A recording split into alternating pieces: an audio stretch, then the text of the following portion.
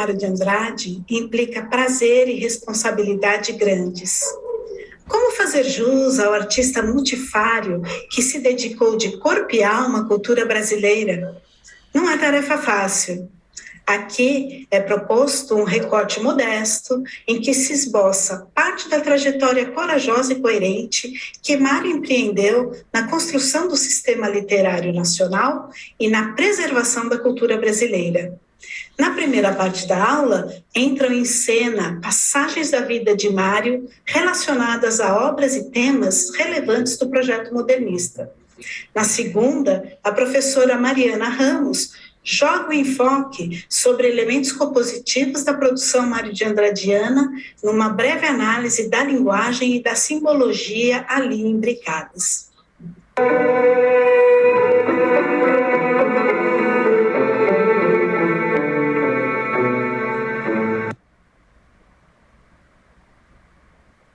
Para orientar a reflexão sobre como o autor contribuiu na formação da identidade nacional, apresento uma síntese que nos foi especialmente enviada pela maior especialista em Mário de Andrade, a professora Telêmaco Lopes, do Instituto de Estudos Brasileiros da Universidade de São Paulo. Penso que Mário de Andrade sentencia as coordenadas do nacionalismo crítico em um movimento modernista de 1942.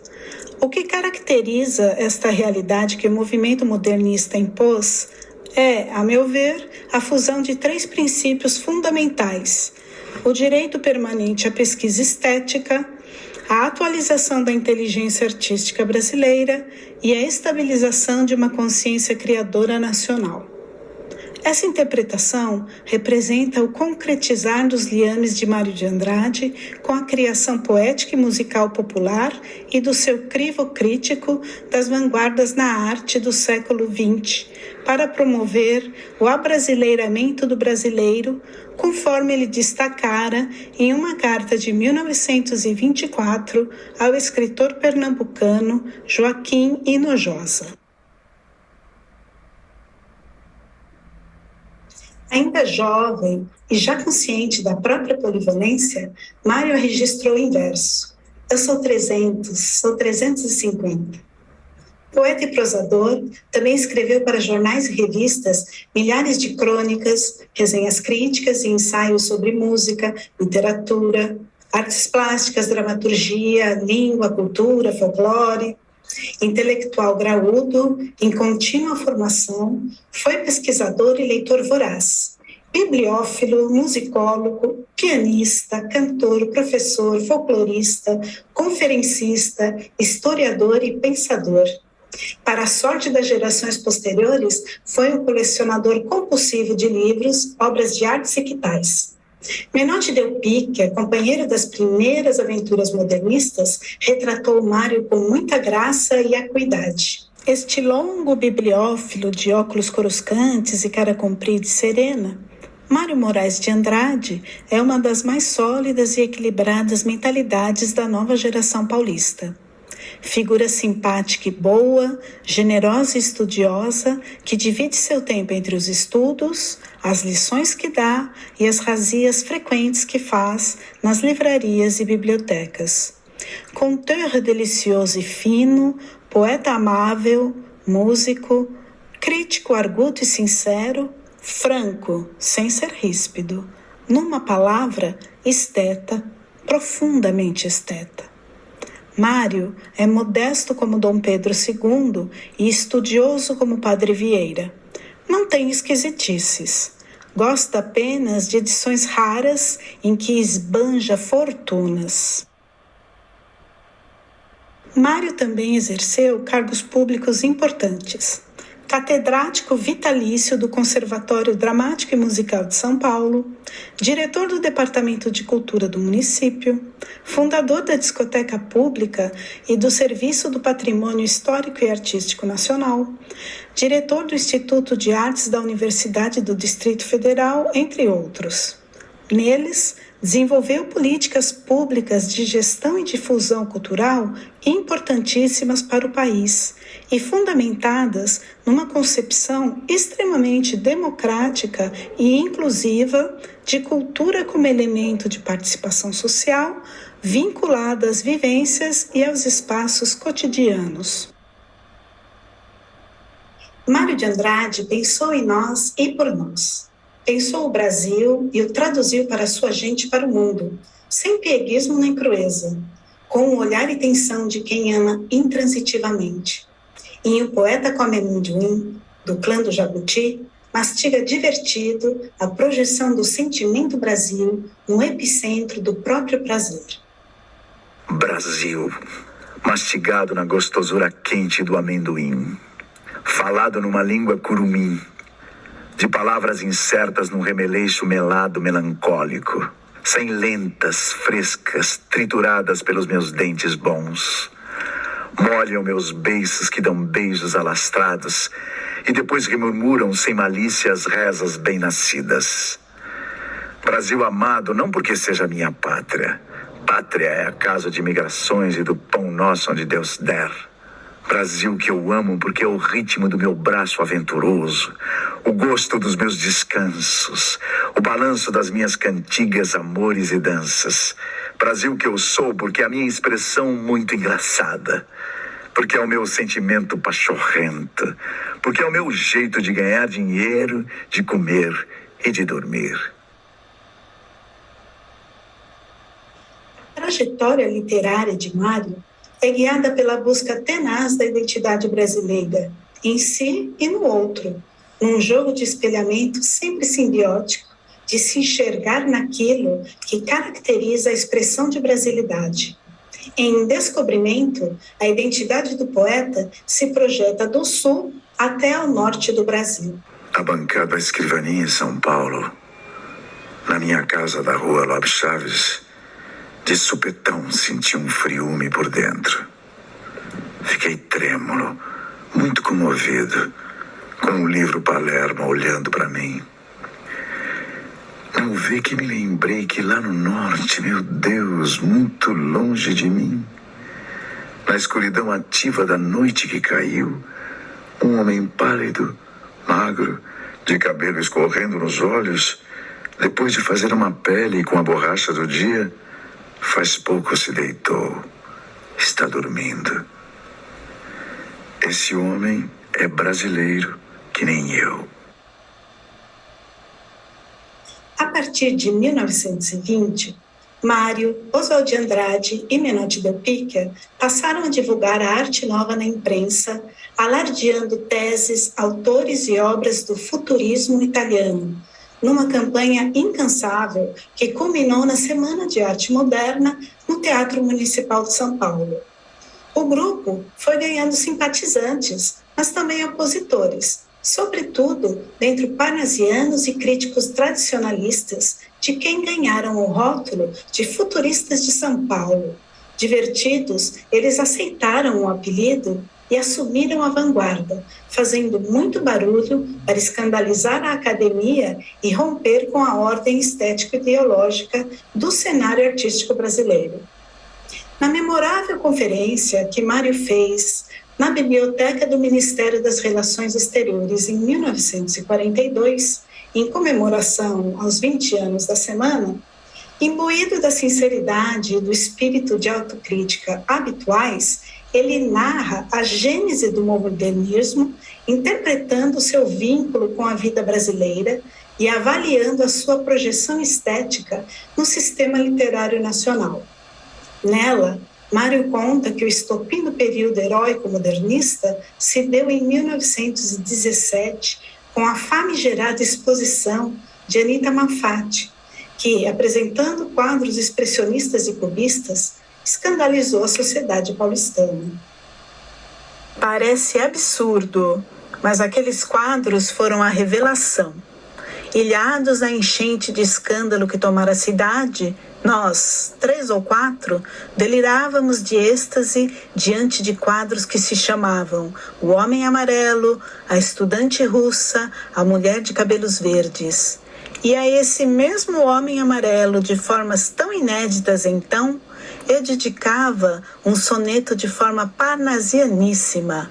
Éramos assim. Mário lembra também o escultor Victor Brecheret, que se tornou estandarte dos vanguardistas. No centenário da independência, o governo paulista promoveu um concurso para escolher um monumento e os futuristas de São Paulo fizeram uma campanha intensa a favor do Rodin brasileiro. Brecheret não venceu o concurso, mas teve 12 obras expostas da Semana de Arte Moderna e foi, nas palavras de Mário, o gatilho que faria a Pauliceia desvairada estourar. Depois de ter passado todo o ano de 1920 lendo obras futuristas e de Verhaeren, por quem particularmente se deslumbrou, Mário resolveu escrever um livro de poesias modernas em versos livres sobre a cidade de São Paulo. Mas os versos não lhe vinham, contrariado que ele andava, porque tinha gastado um dinheirão em livros e andava às turras com familiares que os discriminavam. A coisa ficou mesmo feia quando ele comprou a cabeça de Cristo do Brecheret e, feliz da vida, levou-a para casa, colocando-a em cima do piano, lugar de honra. A notícia correu entre a parentada, que logo invadiu a casa para ver a obra e brigar. A tia matriarca berrava que aquilo era um pecado mortal, onde já se viu um Cristo medonho e de trancinhas. Mário ficou alucinado. No calor da hora, sentou-se na escrivaninha e anotou um título em que jamais pensara: Pauliceia desvairada. Em 7 dias, num frenético estado de poesia, ele despejou todos os versos represados até então. Depois, já em estado de arte, foi lapidando aos poucos, moldando a sinceridade da obra em seu propósito coletivo e funcional. Paulistano e universal, Mário de Andrade, postado na rua Lopes Chaves, lançou olhar tentacular para o Brasil inteiro, brincando de colocá-lo no mapa-mundi e vice-versa. É cosmopolita na Pauliceia desvairada. São Paulo, comoção de minha vida. Meus amores, são flores feitas de original. Arlequinal, traje de losango, cinza e ouro. Luz e bruma, forno, inverno morno. Elegância sutil, sem escândalo, sem ciúmes. Perfume de Paris, Ares. Bofetadas líricas do Trianon. Algodão, São Paulo. Comoção da minha vida. Galicismo a berrar nos desertos da América.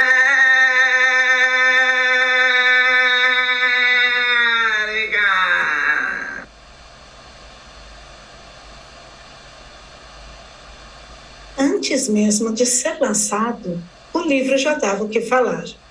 Ainda em 1921, Oswald de Andrade publicou a crônica Meu Poeta Futurista, afirmando que os poemas da Pauliceia eram prova cabal de que o Mário era filho legítimo do futurismo italiano. O escândalo foi tamanho que do dia para a noite o nome do Mário estava em todas as bocas da cidade. A parentada fez novo escarcéu e no conservatório musical onde ele lecionava, perdeu boa parte dos alunos.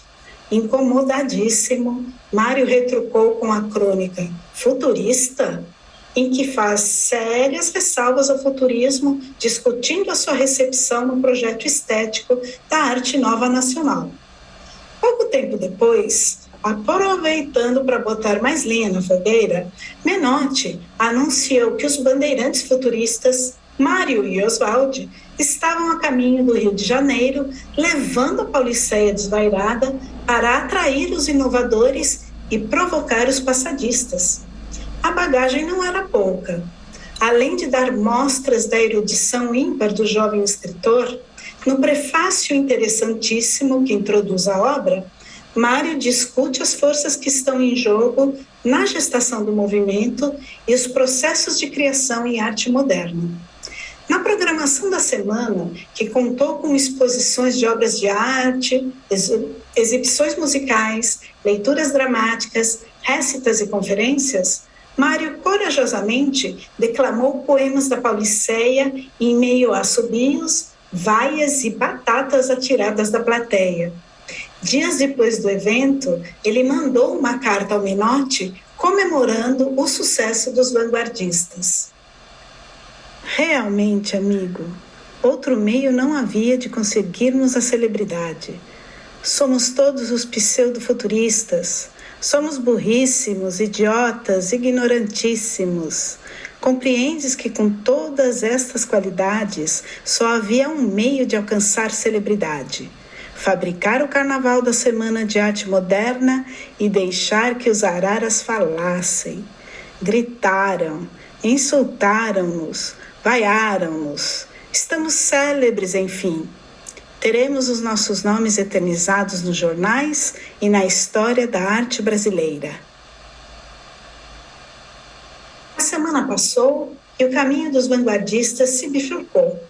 De um lado, a turma do Mário, Oswaldo, Anita, Tarsila do Amaral, que desenvolveu a cultura pau-brasil e da antropofagia, valorizando os elementos socioculturais nativos e a sua projeção universal.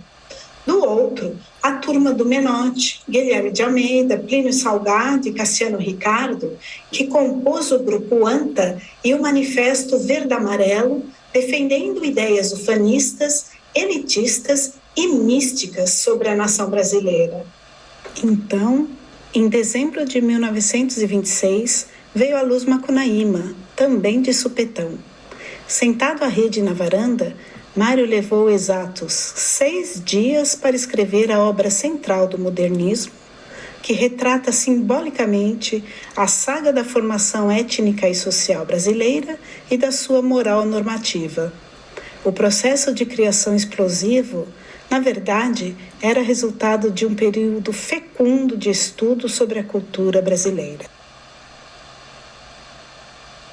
Fiel à proposição modernista, nesse livro, Mário se abriu à pesquisa estética, conciliando a realidade brasileira e a herança europeia, de modo a fortalecer a consciência criadora nacional.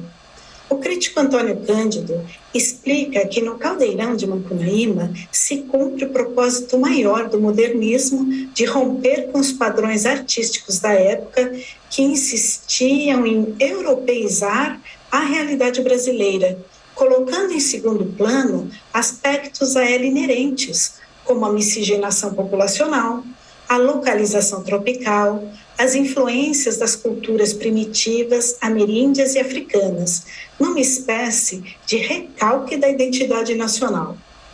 No prefácio, Mário afirma que Macunaíma é a aceitação sem timidez nem vanglória da entidade nacional. De fato, no caso dos leitores brasileiros, o sentimento de pertença parece aflorar espontaneamente no ato da leitura, ativado por evocações arquetípicas. Muito disso se deve à linguagem literária ali engendrada, repleta de expressões de línguas indígenas nativas, cujos significados muitas vezes o leitor não domina racionalmente, mas que tem o poder de lhe despertar impressões e sensações que contribuem e muito na compreensão leitora e na interpretação da obra. No fundo do Mato Virgem nasceu Macunaíma, herói de nossa gente. Era preto retinto e filho do medo da noite. Houve um momento em que o silêncio foi tão grande, escutando o murmurejo do Uraricoera, que a Índia Tapanhunhas pariu uma criança feia. Essa criança é que chamaram de Macunaíma. Já na meninice fez coisas de sarapantar. De primeiro, passou mais de 6 anos não falando. Se o incitavam a falar, exclamava: "Ai, que preguiça!" E não dizia mais nada. Revisando a própria produção artística, no discurso de 1942, Mário faz um meia-culpa, pondo em xeque a atitude dos primeiros modernistas, marcada por um hedonismo exacerbado e carente de conexão com a realidade sociopolítica do país. Eu creio que os modernistas da Semana de Arte Moderna não devemos servir de exemplo a ninguém, mas podemos servir de lição. Apesar da nossa atualidade, da nossa nacionalidade, da nossa universalidade, uma coisa não ajudamos verdadeiramente. De uma coisa não participamos: o amelhoramento político-social do homem. A autocrítica guarda uma severidade descabida do escritor, que nos últimos anos de vida se mostrava bastante amargurado diante do cenário político do Brasil e do mundo. As agruras do ditatorial Estado Novo, que arbitrariamente o destituíra do Departamento de Cultura, os regimes totalitaristas na Europa, a Segunda Guerra. Mário estava deixando de considerar a integridade e o ativismo da sua obra, que sempre foi orientada por uma consciência aguda do Brasil, dando forma e expressão à essência e às necessidades mais profundas do povo. Aspecto esse que se desdobra em representatividade sociocultural como esteio da própria identidade nacional. O amigo Rubens Borba de Moraes testemunhou o abatimento que tomou conta de Mário. Encontrei-o na rua Líbero Badaró. Estava magro, esverdeado, acabado. Queixou-se da saúde longamente. Quando o deixei, percebi que Mário estava passando por um processo de autodestruição. Esse processo vinha de longe, vinha do tempo do rio. Deixara-se invadir pelo grande nojo da vida. Tinha ido até o fundo e só encontrara o vazio. Suas moléstias indefinidas eram psicossomáticas, resultado dessa falta de vontade de viver. Não tinha ânimo para reagir. Deixou-se morrer. Apesar dos últimos tempos sombrios, na obra póstuma Lira Paulistana, Mário deixa um testamento poético em que recupera o fino humor costumeiro. Numa operação metonímica que mescla São Paulo, Brasil, poeta, ele se espalha amorosamente no tempo e espaço. O que fica é a certeza de que, na divisão do eu já inerte, a cidade inteira e o seu maior poeta se fundem num só coração vibrante. Quando eu morrer, quero ficar. Não contem aos meus inimigos. Sepultado em minha cidade. Saudade. Meus pés enterrem na rua Aurora. No Paissandu, deixe meu sexo. Não logo chaves a cabeça. Esqueça. No pátio do colégio, afundem o meu coração paulistano. Um coração vivo e um defunto, bem juntos. Escondam no correio o ouvido direito, o esquerdo nos telégrafos. Quero saber da vida alheia, sereia. O nariz, guardem nos rosais. A língua no alto do Ipiranga, para cantar a liberdade. Saudade. Os olhos, lá no Jaraguá, assistirão ao que há de vir. O joelho, à universidade. Saudade. As mãos, atirem por aí, que desvivam como viveram. As tripas, atirem pro diabo, que o espírito será de Deus. Adeus.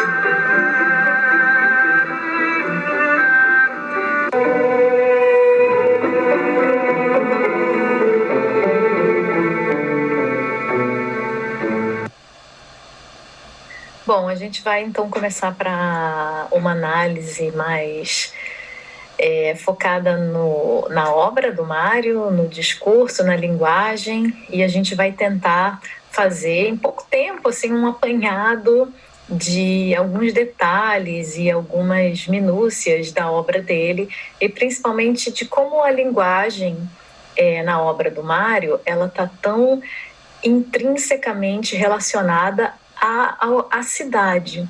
Por isso eu coloquei aqui a cidade linguagem antropofágica, porque é quase como se a cidade e a linguagem elas se devorassem, elas se alimentassem. A primeira percepção, né, é relacionada a um primeiro momento da obra do Mário, é o Brasil come o mundo. A gente vai colocar aqui o Brasil come o mundo justamente para a gente continuar com esse conceito da antropofagia, né? Quer dizer, o Brasil vai devorar o mundo de que forma? Quando a gente fala nos modernistas, e Mário de Andrade é um grande nome, né, nesse sentido, talvez o maior, a gente está falando de um deslumbre pelo moderno. O deslumbre pelo moderno é justamente aquilo que vai ficar tão presente nas primeiras obras do Mário. E isso vai se refletir nessas idiosincrasias da cidade, numa linguagem moderna, né? Na inauguração, ou pelo menos na construção dessa cidade moderna que obriga o poeta, o artista e as pessoas em geral a reformular o seu próprio vocabulário, a reformular a sua semântica. A cidade é rápida, a cidade é sobreposta, a cidade é cheia de ruído, cheia de som, cheia de sujeira, e a literatura ela precisa de alguma forma acompanhar essa mudança na cidade. É claro que quando a gente fala, principalmente em Pauliceia Desvairada, e nessa primeira fase do Mário, a gente está falando de São Paulo. A gente não consegue dissociar, né, a ideia de São Paulo como catalisadora, cidade catalisadora dessa linguagem arlequinal e fragmentada. E, assim como a cidade, a linguagem ela precisa acompanhar essa ideia do moderno. Então, a descoberta de São Paulo se abrindo para o mundo, né? São Paulo recebendo o mundo, São Paulo devorando o mundo. Essa é uma imagem muito presente nessa primeira fase. E a ideia de que essa experiência da cidade vai ser a experiência da linguagem, elas se mesclam de forma quase que imperceptível. A polifonia da cidade, os sons de automóveis, as sombras, o concreto, o ruído, o barulho, essa polifonia urbana ela precisa estar dentro da nova linguagem poética. E a ideia de Mário de Andrade é justamente essa entrega, né? Essa entrega literária ao presente, àquela cidade, ao moderno. Então, a poesia ela precisa se render ao moderno, à urbanização, ao barulho, ao ruído, à sujeira. No segundo momento, a gente pode perceber, então, o Brasil como o Brasil. Então, se o Brasil estava aberto para o mundo, o Brasil vai seguir aberto para o mundo. São Paulo continua sendo São Paulo, mas o Mário de Andrade ele vai descobrir o interior, né? São Paulo está lá e tudo continua válido, mas esse movimento de interiorização nacional ele se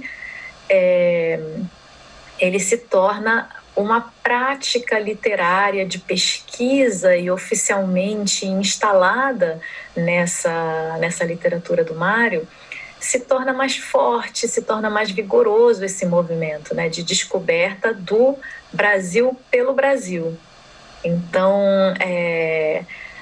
a experiência urbana presente em Pauliceia, ela não deixa de existir, jamais vai deixar de existir, aquilo continua válido e continua pulsante, mas vai abrir espaço a uma experiência de descoberta do Brasil interiorano, né, desse Brasil popular. Então, o Brasil vai devorando o próprio Brasil, se descobrindo ou redescobrindo de uma maneira mais... com essa força que sai do interior para o mais interior ainda, né?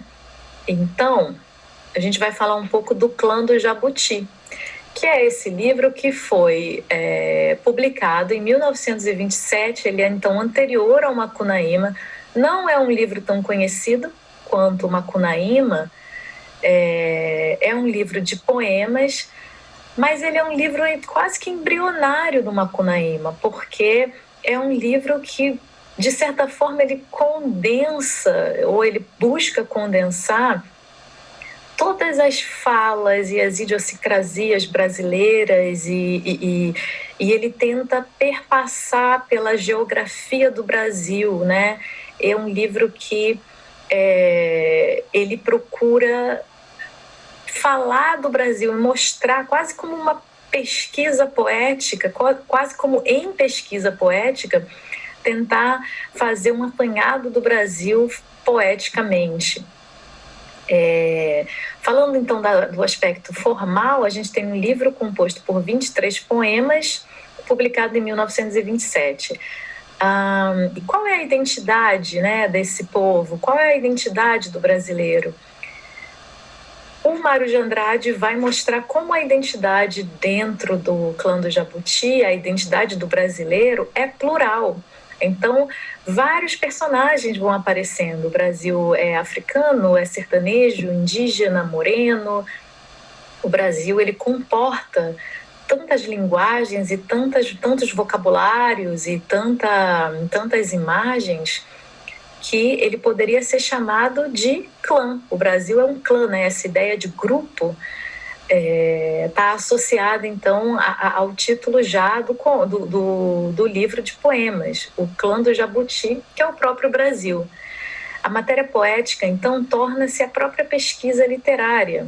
Ele vai do Pará a Porto Alegre, ele vai traçando a poesia do Brasil e ele vai colocando o Brasil na poesia.